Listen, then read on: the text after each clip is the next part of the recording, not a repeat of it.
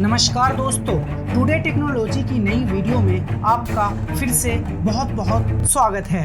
Net neutrality का मुद्दा पिछले कई सालों से भारत और अमेरिका ही नहीं, दुनिया की कई देशों में सुर्खियों में रहा है।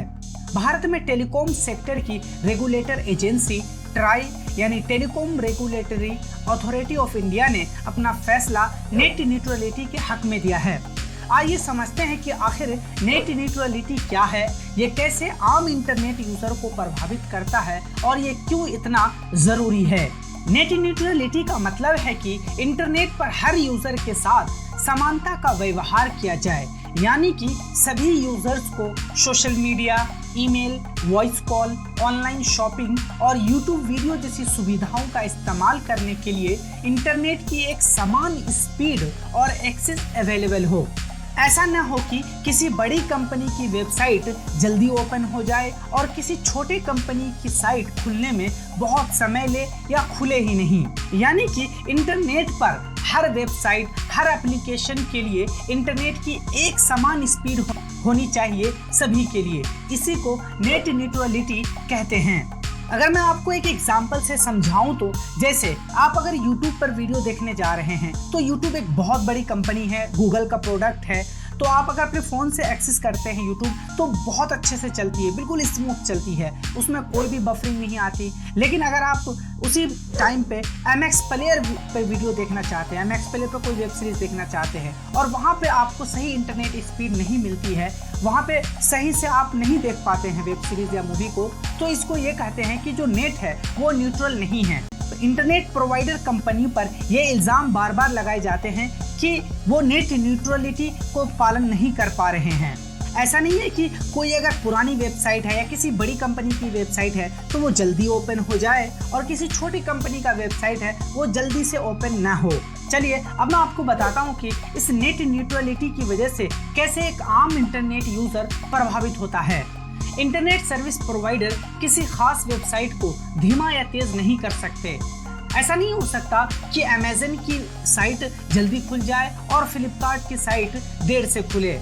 सभी यूजर्स के पास समान पैकेट में डाटा भेजा जाता है, अर्थात वर्तमान में आप किसी भी तरह की वेबसाइट ओपन कर रहे हों, चाहे वो गूगल हो, फेसबुक हो या कोई अन्य छोटी वेबसाइट ही क्यों ना हो, आपके internet service provider in connection को समान रूप से मानते हैं और एक ही स्पीड से आपको डाटा भेजते हैं। उन्हें किसी विशेष ट्रैफिक को स्लो या फास्ट करने की परमिशन नहीं है। आप अगर ये सोचिए कि अगर नेट न्यूट्रलिटी को ख़त्म कर दिया जाता है तो क्या होगा। इससे विभिन्न कंपनियों की वेबसाइट खुलने में अंतर होगा। जो बड़ी कंपनी होगी वो इन टेलीकॉम कंपनी यानी जो इंटरनेट सर्विस देने वाली कंपनी है, इनको पैसे देकर अपने वेबसाइट को बूस्ट करा लेंगे। उनका कोई वेबसाइट खुलता है तो वो जल्दी से ओपन हो जाएगा, जबकि वहीं पे छोटे कंपनी की जो वेबसाइट होगी वो ऐसा नहीं कर पाएंगे। इससे नेट न्यूट्रल नहीं रह जाएगा, बल्कि इंटरनेट प्रोवाइडर कंपनी ये डिसाइड करेगी कि कौन सा वेबसाइट कितनी स्पीड में ओपन होगा। लेकिन आखिर ये सवाल उठता है कि ये टेलीकॉम कंपनियां इंटरनेट नेटवर्क यानी इंटरनेट न्यूट्रलिटी के खिलाफ क्यों हैं? टेलीकॉम कंपनियां इस बात से परेशान है कि नई टेक्नोलॉजी ने उनके कारोबार के लिए मुश्किलें खड़ी कर दी है। जैसे कि मैं आपको एक एग्जांपल से समझाता हूँ। SMS सेवा को व्हाट्सएप जैसे मुफ्त एप्लीकेशन ने लगभग खत्म ही कर दिया है।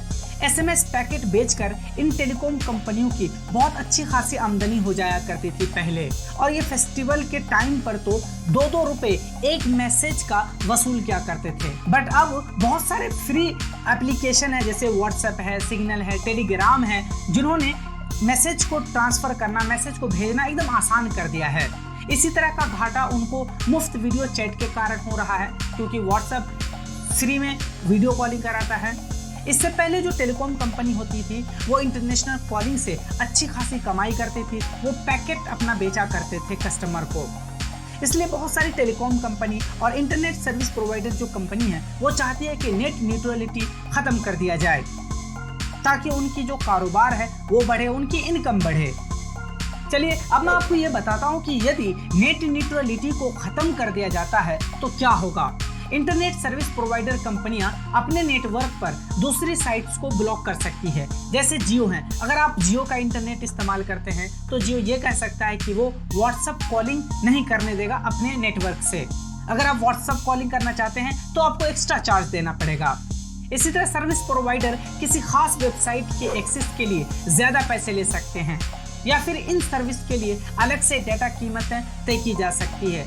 जैसे एयरटेल कह सकता है कि यदि आप YouTube पर वीडियो देखना चाहते हैं, YouTube पर मूवीज देखना चाहते हैं या गाना सुनना चाहते हैं तो उन्हें अलग से 100 रुपए का डाटा पैक खरीदना पड़ेगा। अभी यह सर्विस यूजर को मुफ्त में मिली हुई है। इसी तरह इंटरनेट सर्विस प्रोवाइडर किसी खास कंपनी के कंटेंट को प्रेफरेंस दे सकते हैं। MX प्लेयर पर मूवी देखने वालों के लिए उनको अच्छी स्पीड दे देंगे ताकि वो MX प्लेयर पर अच्छे से मूवी देख सके। चलिए अब मैं आपको बताता हूँ कि भारत में नेट न्यूट्रलिटी से रिलेटेड क्या नियम है। भारत में नेट न्यूट्रलिटी लागू है और यहाँ पर सभी यूजर्स को एक समान स्पीड की नेट सर्विस अवेलेबल है। हालांकि भारत में बहुत सारी टेलीकॉम कंपनियां हैं, वो सरकार पर नेट न्यूट्रलिटी को खत्म करने का दबाव बनाने की कोशिश कर रही हैं। मैं आपको बताता चलूं कि अमेरिका में जब ट्रम्प सरकार थी तो उन्होंने नेट न्यूट्रलिटी को खत्म कर दिया था। निष्कर्ष के तौर पर हम ये कह सकते हैं कि अगर किसी देश में नेट न्यूट्रलिटी को खत्म कर दिया जाता है तो वहाँ सारा कंट्रोल इंटरनेट सर्विस प्रोवाइडर के पास आ जाती है। वो चाहे तो किसी एप्लीकेशन या वेबसाइट को ओपन करने के लिए इंटरनेट स्पीड को बढ़ा सकती है या घटा सकती है। हे दोस्तों, इसी तरह की टेक्नोलॉजी और इनोवेशन से रिलेटेड वीडियोस देखने के लिए अभी इस चैनल को आप सब्सक्राइब कर लीजिए और नोटिफिकेशन बेल भी दबा दीजिए ताकि आगे आने वाली सभी वीडियो की नोटिफिकेशंस आपको मिलती रहे।